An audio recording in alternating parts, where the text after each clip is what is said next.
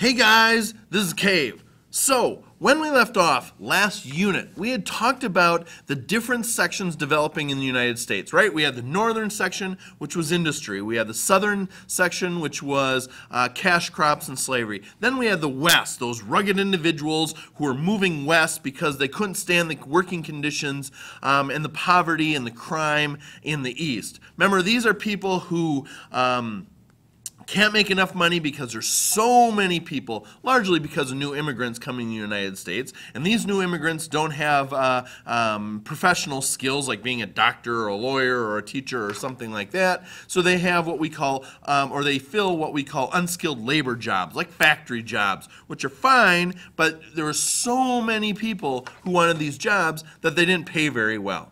If they don't pay very well, people do things they wouldn't normally do. They might steal. You have homelessness. You have crime. You have lots of poverty. And your kids don't go to school. Now, the reason they don't go to school is because they're needed at home. They're needed to go out and work and not be at school.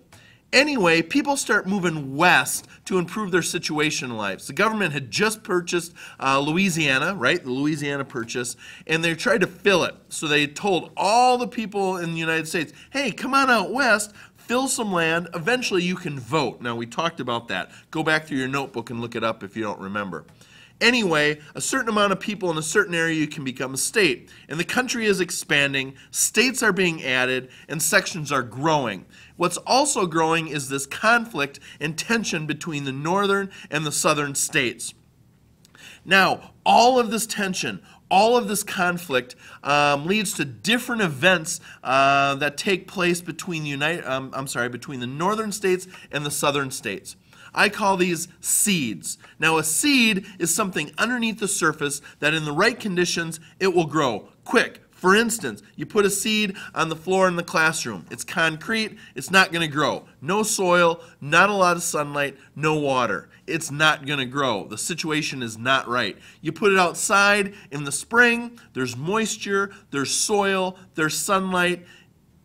Boom, you have a seed. You're going to be looking, in this next activity, you're going to be looking at lots of seeds of the Civil War, meaning different events, conflict between the South and the North that's going to lead to the biggest war in the United States history. Get ready. Peace.